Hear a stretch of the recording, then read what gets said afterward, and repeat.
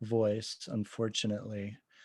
Usually I do a thing where I ask us to kind of disconnect from the world and sort of reconnect with ourselves as artists and reconnect with ourselves as writers and get to that interior space.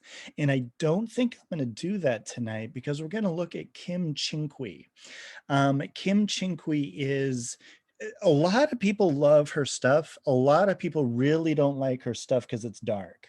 It's a dark mood. It's a dark tone, but it's really really valuable to study. I think, and I've learned a lot from her short shorts in particular, and it's mostly what she writes. She has multiple books, and they're all books of stories that are generally under 500 words or fewer.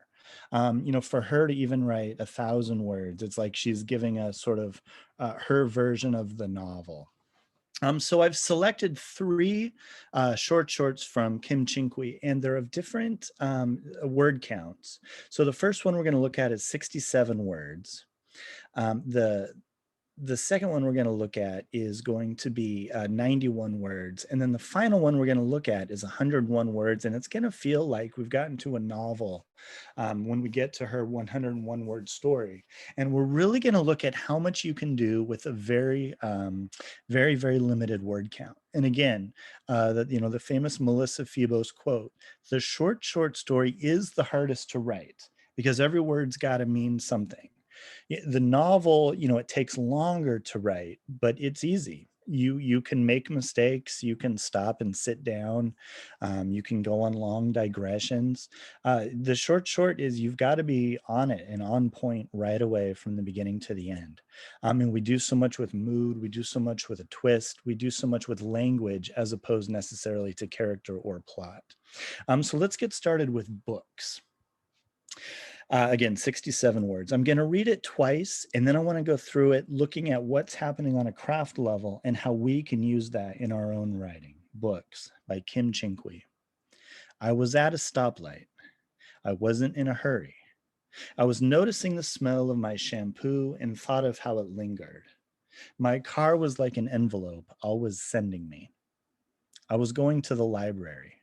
I wanted to find something that might change me. I would find interesting books, but I would never read them. It was like expecting honey from a tree. Okay, one more time. Books. I was at a stoplight. I wasn't in a hurry.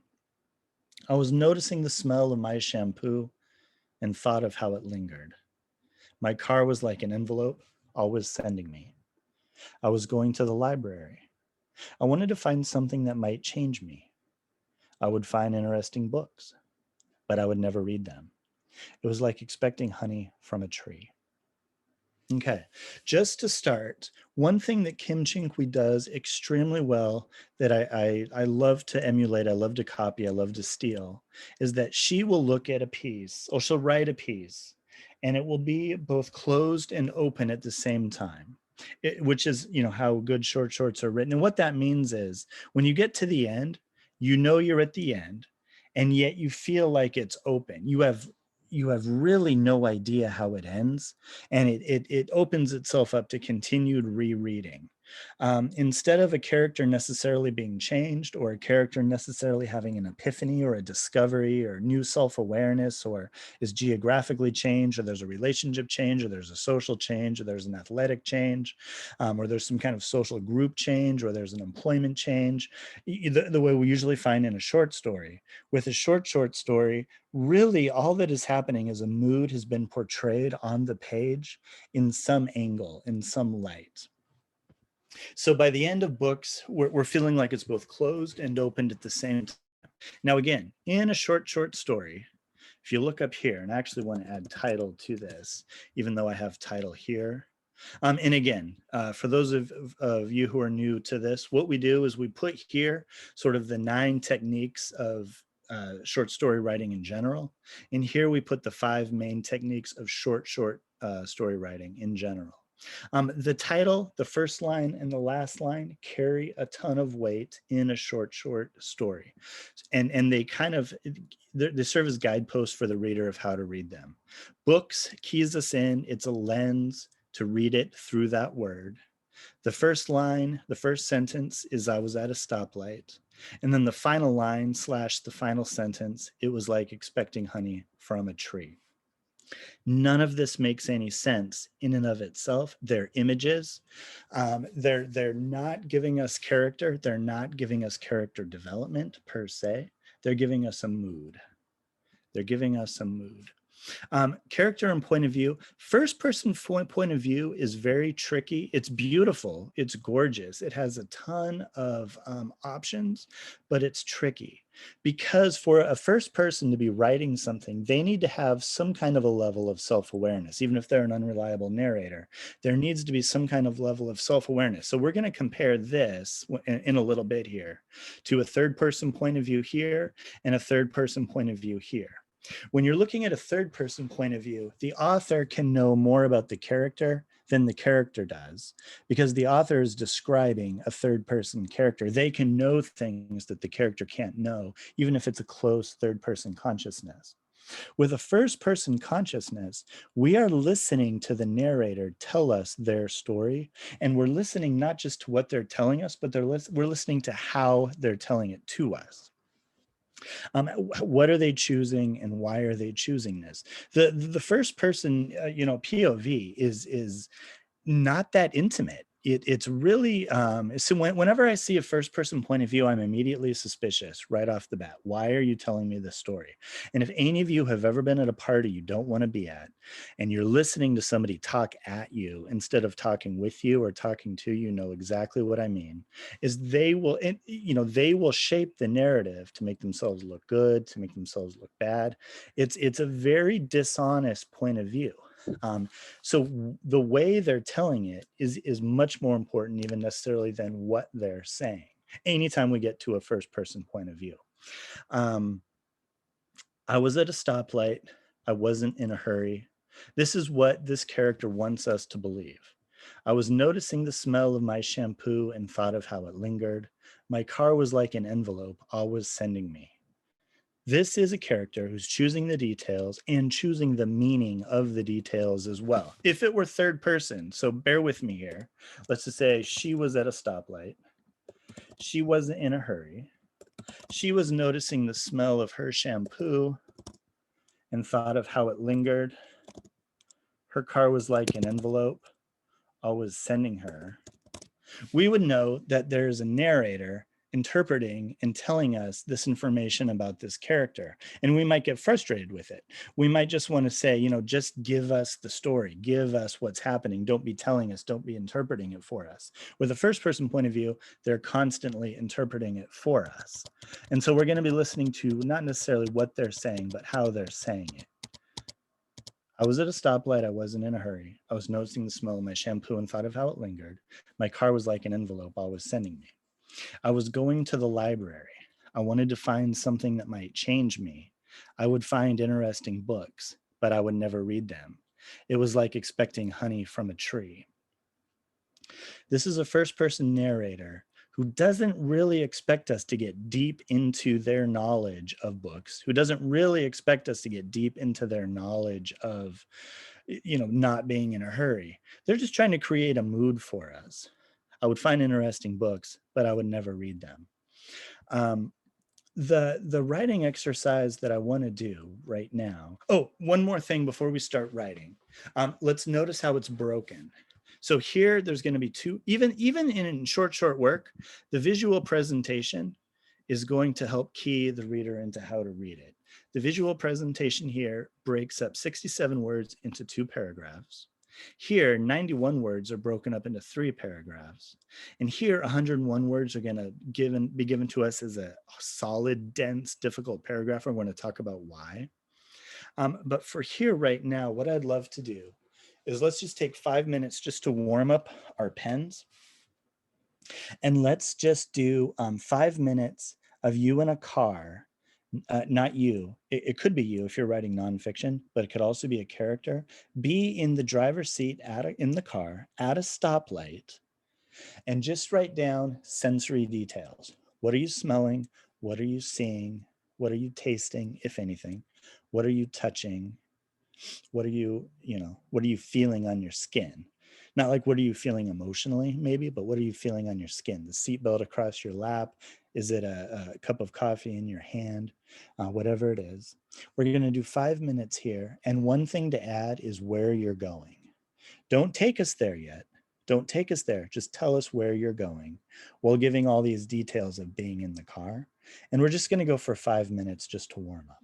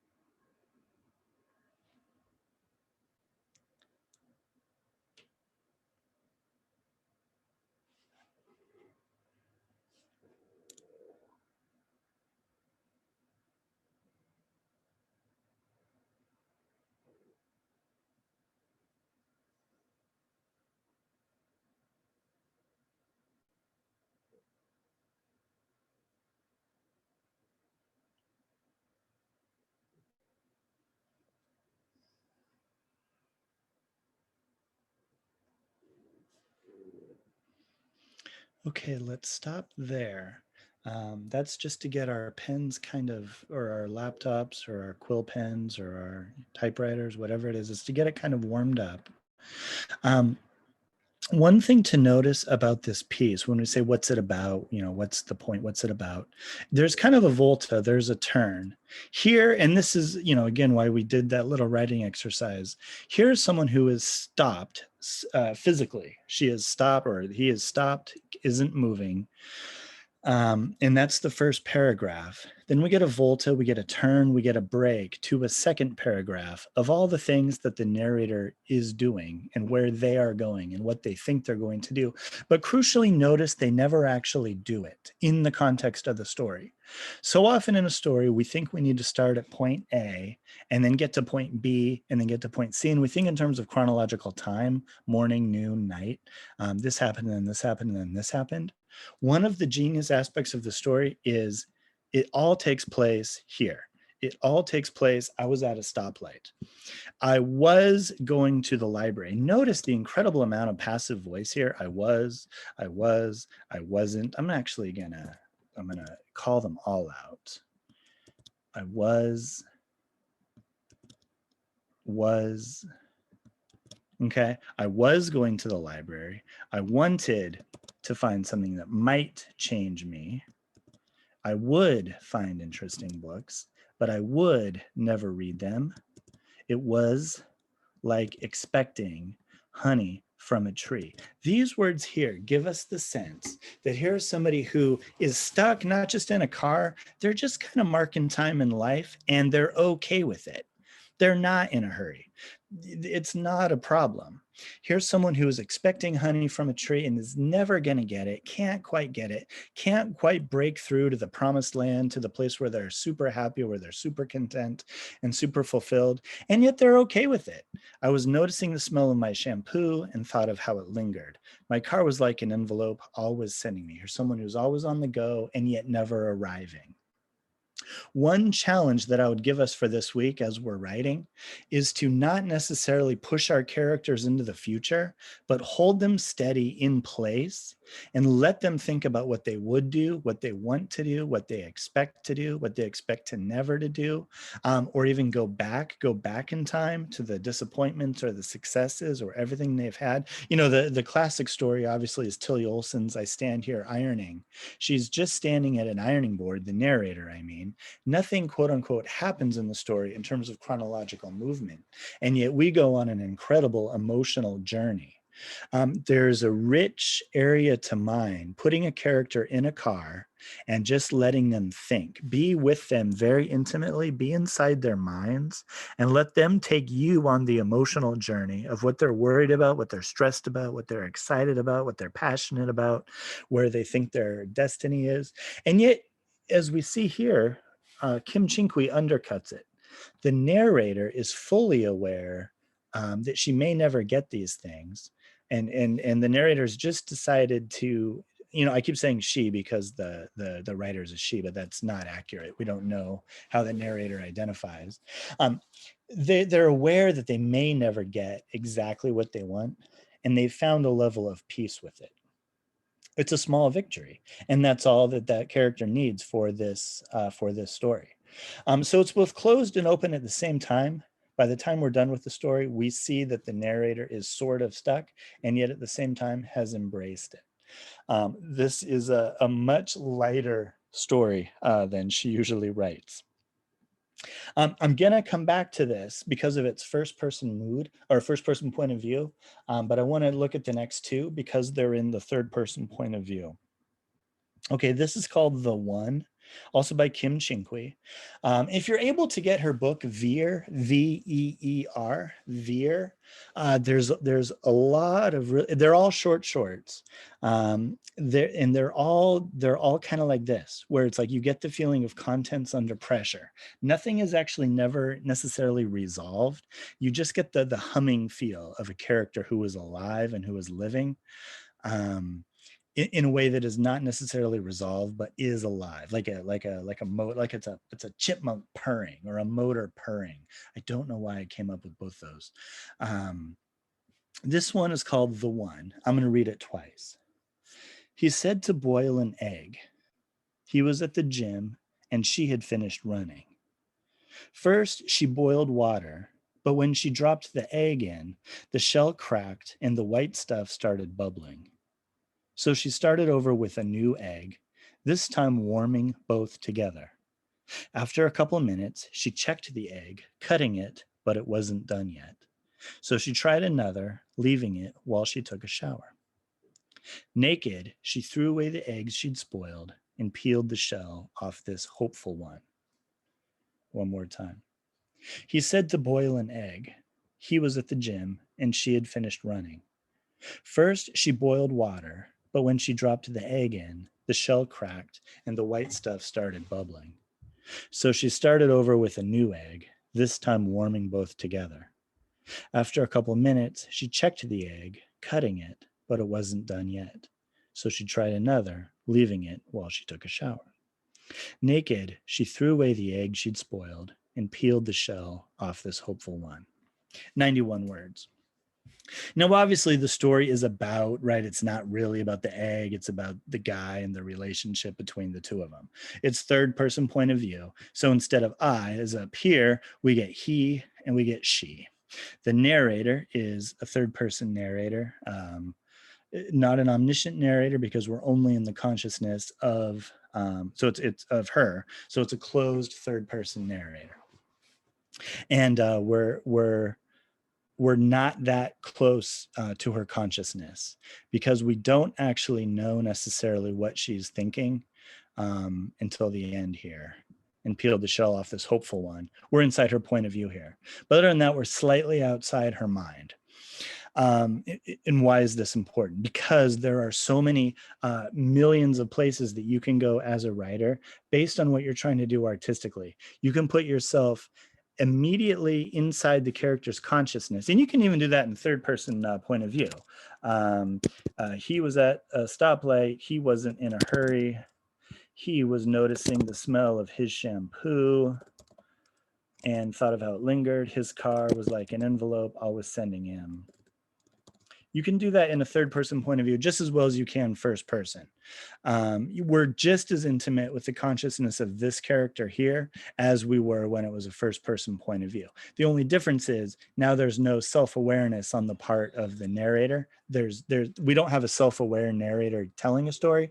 We have a non-self-aware character who's not aware necessarily that there's a story being told about this person. So you can get deeply into the character's consciousness in third person. You can also get really far away in consciousness.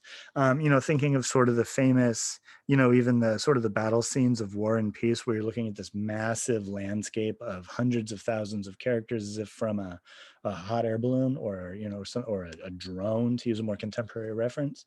You can be that far away, or you can be right up, again using War and Peace as an example, you can be right up inside Natasha's mind as she goes to a dance for the first time, and you can find yourself anywhere in between.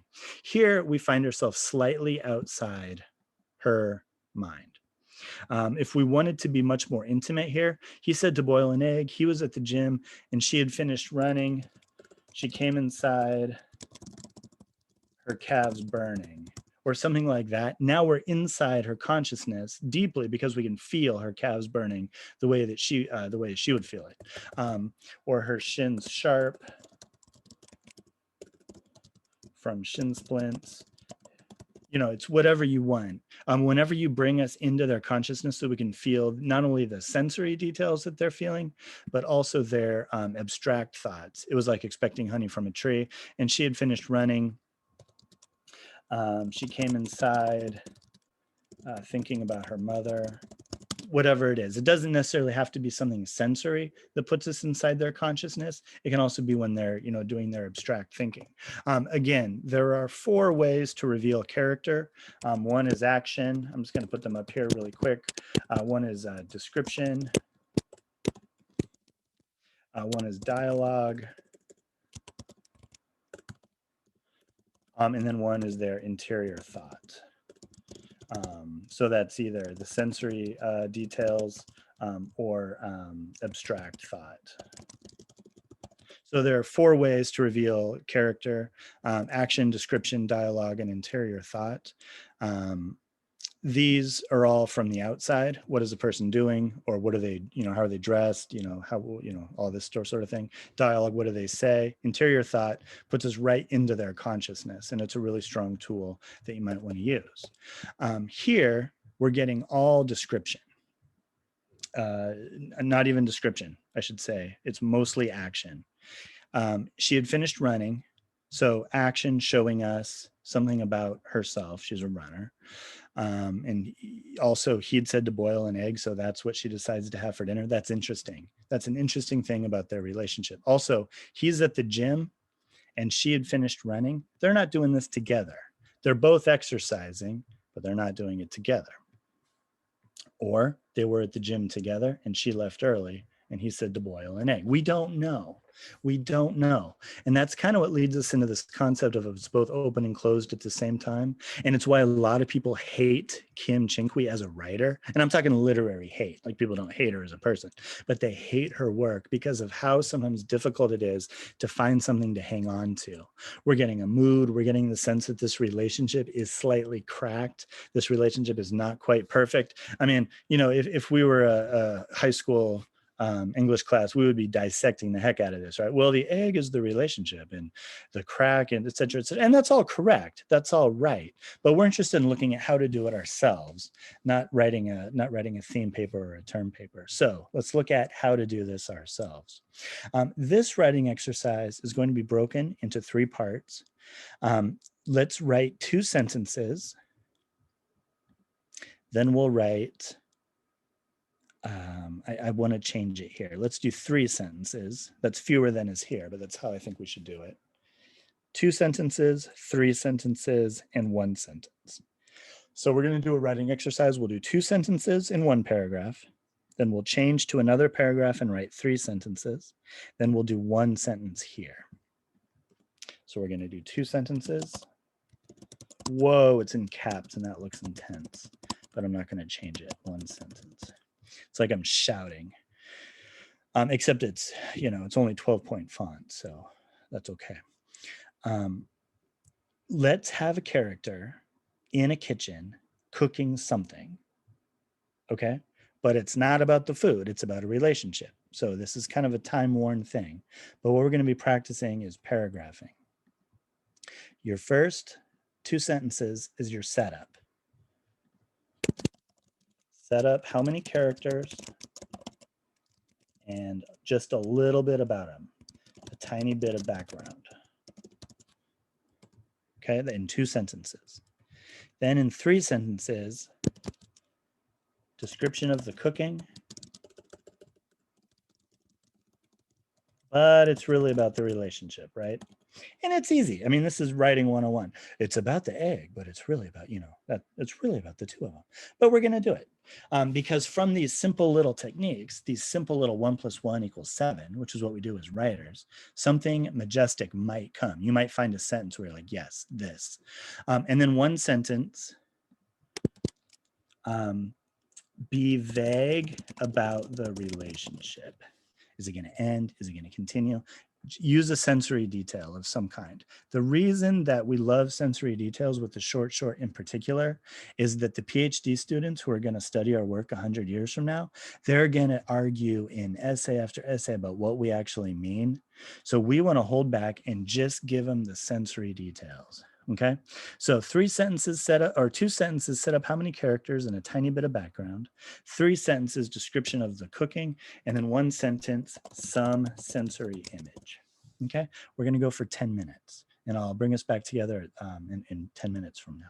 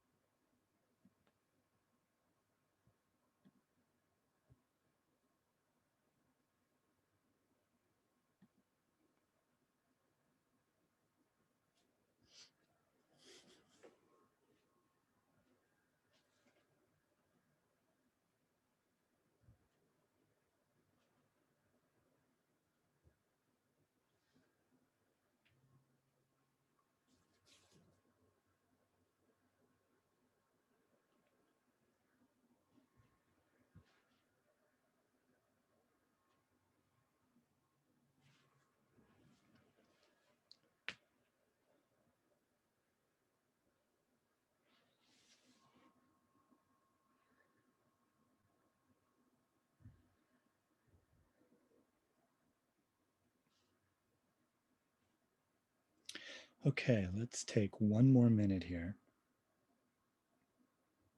What we're looking to do is write a full, complete story.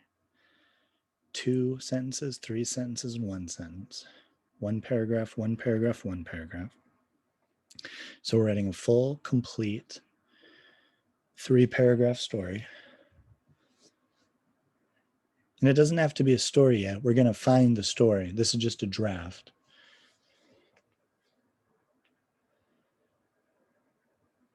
But it's finished. And there's something exceptionally powerful about finishing something because it gives you something to work with. As long as it's not done, you're still on that first draft.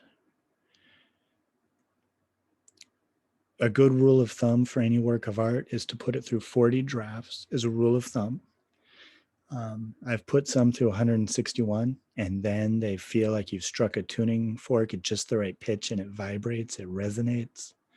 Sometimes it's done in one draft. You never know, right? You never know. It's whatever it takes to get to that moment. And sometimes it's just a word, sometimes it's a comma, and you're like, it feels like you're floating. And you know what I mean. It feels like you're Charlie and the Chocolate Factory, full of that fizzy stuff, as opposed to being in that creepy tunnel. You're like full of that fizzy stuff floating. Aren't you glad you came to this positive message? Sometimes the way to find the story, because now you have sentences, you have 3 paragraphs, but maybe it isn't a story yet. Sometimes the way to find the story is to play with consciousness. If you're deeply into the consciousness and there's not a story, try pulling back and see what happens. Pull the camera, quote unquote, away from the character and see what happens. Maybe you're too far away. Maybe you're watching characters in a kitchen, but you're not really inside it. You're not really feeling it. And maybe that's what that particular story needs. In this one, we were talking earlier about how close to the character's consciousness do we want to be. He said to boil an egg. He was at the gym and she'd finished running. We're outside their heads. Here, the white stuff started bubbling. We are inside her mind. She thinks of it as white stuff. There's a word for that, and I looked it up, and there's 2 different words for it, and I forgot both words. I did this about 45 minutes ago. I already forgot what both the words were. She doesn't know. Some people would know. And if the character does know, that's interesting. But she thinks of it as white stuff. So we feel like we're inside her consciousness at that moment. So when all this stuff happens, even though the description is we're outside the character, we still kind of feel like we're with her because we were inside her consciousness in this moment. And sometimes that's all you need is 1 or 2 things where you're deeply inside the character consciousness. Then you pull out again and you're able to describe them from the outside. But because we had that moment, we as the readers and you as the author feel like you're still inside the character, even though you've given yourself the freedom to describe them from the outside. And that's why 3rd-person point of view is so effective and so popular, because you can choose what you need at any given moment. A 1st-person point of view has tons of advantages, obviously. 2nd person has tons of advantages, right? 3rd-person plural, 1st-person plural, they all have lots of advantages. But one of the reasons we use 3rd person is because you can go in and out intimately with their consciousness based on what you need. We only get in this paragraph, this word hopeful, we're also in her consciousness here. This is not the narrator telling us this. We're deeply inside the character here. Here and here are the only 2 times we're in their consciousness, 1 and 2. And this is the key to the entire story. This is what makes it a story, as opposed to simply a description of a cooking activity, is that it's hopeful. She has hopeful feelings about the relationship, even though she's been through several relationships / eggs that haven't worked. You take this out, naked, she threw away the egg she spoiled and peeled the shell off this one. You don't really have a story. You don't have a story yet. Until we get that word hopeful, you don't have a story. We don't know if it took her the 1st draft to get the word hopeful. We don't know if it took her 200 drafts to get the word hopeful, but she finally got the word hopeful. So it's going to be the same with the story that you've just written. You have a draft on the page right now. There will be a word that will make it a story. There will be a character. There could be a moment of consciousness. There could be one detail where you finally add that. And then it's like, oh, that's it. And you'll feel it inside your body. And the frustrating thing is you won't know it until it happens. But that moment of feeling your body vibrating, that's why we do this. That's why we do this with our lives. Okay, so we're going to leave this one. You have a draft, and now what you're going to be doing is trying to find that word, trying to find that phrase, whatever it ends up being. Maybe it's a title. Sometimes you switch the title. I mean, here, the one, obviously it's about the dude, right?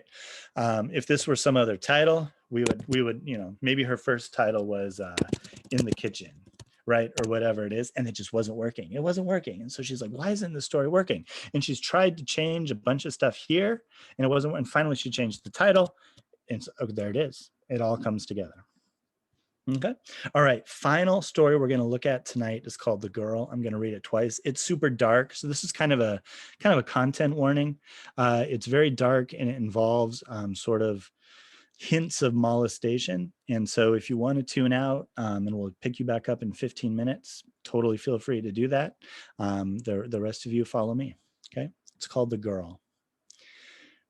Her baby cried, so she lifted him and bounced him. Her hip was bruised. Her husband had the car, even held the title. He was at practice teaching girls to hit the puck. Later, he would cry and say, "Is that okay?" about the girl then. And he would ask her to pretend that she was younger, polishing her nails while she let him do things to her. She pictured the baby asleep, the ham in the freezer. The girl. He would say, "Thank you." He would say, "Thank you, thank you, thank you," collapsing into her arms like a toddler. 101 words. And I'll read it one more time. The girl. Her baby cried, so she lifted him and bounced him. Her hip was bruised. Her husband had the car, even held the title. He was at practice teaching girls to hit the puck. Later, he would cry and say, "Is that okay?" about the girl then. And he would ask her to pretend that she was younger, polishing her nails while she let him do things to her. She pictured the baby asleep, the ham in the freezer, the girl. He would say, "Thank you." He would say, "Thank you, thank you, thank you," collapsing into her arms like a toddler. Okay, we don't know in the story a lot of stuff. We're given a lot of hints to a lot of stuff, and we're given a specific mood. And I'm actually going to take 5 or 6 minutes and literally walk us through sentence by sentence and word by word in terms of how this mood is created. Okay, so there are 4 characters. There is the main character, the her, the mother. Okay, that's 1. 2 is the baby. 2, the baby. 3 is the husband. And then 4 is the girl. Now, we don't know if it's an actual girl or we don't know if that's a stand-in for the girl that she pretends she is. So they have this sexual thing they do where she pretends she's a lot younger. We don't know how much younger. Okay, we can guess based on context. And also that she disassociates here. Okay, so we don't know if he has actually done something to another girl or if the mother pretends that she is that girl. Okay, we don't know, and it's kind of creepy not knowing because he teaches young girls hockey. So we have a husband who has fantasies about being with younger girls, and he's a coach for girls playing hockey. Okay, so those are our 4 characters. And there's a bunch of minor characters, a bunch of girl hockey players. So even though we don't know exactly what has happened or what is happening, there's this sense of foreboding. There's this dark sense of this dark mood, right? If we think a mood is the emotional tone of a story, that's what we're feeling here. Okay, now they had to make the baby a boy for the story, because if it's a girl, it's too confusing. If she's pretending she's a girl and maybe there's this other girl and there's a bunch of girls playing hockey and also the baby girl is a girl, that's a lot going on and it's hard to pay attention to. It also adds an additional layer of fear that now there's a younger girl who's also the child. So maybe that would have been a reason to do it. But for the purposes of the story, it was easier to make the baby a boy. And sometimes you'll find in a story, and it might make you feel like you're making an artificial decision, like, well, this character really wouldn't be this, but I need it for the story. And you've got to go with your gut on that. If you feel like you're really violating some kind of principle, maybe don't do it. But if you need a character to be one gender or another gender, or third gender, whatever it is, sometimes you just have to do that for the sake of the story. But if you feel like you're forcing it, listen to that. Listen to that. Okay, her baby cried, so she lifted him and bounced him. Not only are we getting a sense of the characters here, we're seeing her tenderness. We're seeing that she's maternal. She's a maternal mother. She's taking care of the baby. Okay. Her hip was bruised. This is significant. Everything in a short is significant because of its length. We also know that the husband is a hockey coach. Now we're thinking hockey stick. Her hip is bruised. Hockey's a violent sport. Kim Chinquee, the author, is not telling us any of this, but she's hinting at a lot of stuff. We're getting vague feelings of unease, basically. We don't know why the hip is bruised. She could have banged it, walking, through the living room or something like this, right? But because it's put here in the very first line, very second sentence, it's significant, and it adds to the mood of uneasiness. Her husband had the car, even held the title. She's trapped financially. Her husband is the one with the power. Her husband's the one with the car. One car. They don't have two cars. This is not an upper class socioeconomic situation. Okay. This is a family that has one car, and not only do they only have one, the husband controls it. Okay, then we get the line, he was at practice teaching the girls to hit the puck, which we mentioned earlier. Notice how each one of these sentences is important. You take any one of these sentences out of the story changes, and we don't get as much. We don't get the info. This is huge. If we don't know that he's coaching young girls hockey, there's really not that sense of unease in this story. But because that sentence is there, we're feeling very nervous. If he's going to do this thing to his wife, and he's going to do this other stuff, possibly to this other girl, what else could be going on? Okay. Later, he would cry, etc. This is the longest sentence of the story. He asks her to pretend that she's younger. And notice, while she let him do things to her, she's kind of a passive participant, not only in this act, but in the story altogether. She's a passive participant. She is the ham in the freezer. She pictured the baby asleep, the ham in the freezer. This sentence is extremely important because we see the baby's asleep, the baby is safe. She's a maternal mother. It's really important to her that the baby is safe. She's sort of disassociating from what's happening to her in this moment, but she's doing it for a reason, right? She's doing it for a reason, to protect this baby. The ham in the freezer. Not only does that sort of give this dense sense of solidity, and this whole story is kind of very dense and packed and solid. Frozen, we're getting a sense of her. She's emotionally kind of frozen as well. Also, there's a sense of ham in, the ham in the freezer could be referring to her. That's why she's thinking about it. She's feeling like that. Or it could also be the sense, at least I'm eating. At least I have some money. At least my baby is being provided for. And usually with any good artistic writing, many different things are true at once. Humans kind of being this oil and water mix of conflicting emotions, desires, pasts, goals, and all of it's happening within ourselves all simultaneously. And that is true here. Okay, then we get the sentence, the girl. We don't know if she's thinking about herself and the role she's playing in this moment, or something has actually happened. Something has actually happened in the past with the husband and some other girl. Okay, then he would say, thank you. He would say, thank you, thank you, thank you, collapsing into her arms like a toddler. We get the sense of him being helpless with her. He's sort of now the baby that she's also taking care of. Okay, 101 words. We don't know how this ends. We don't know the resolution. If this were a novel, we would get all this stuff. If this were a novel, we would get multiple chapters about each of these things, and we don't need it. It's why I think the short is far superior to the other forms. We don't need necessarily all the details because we're given the mood. We're given the voice, the style, and the tone.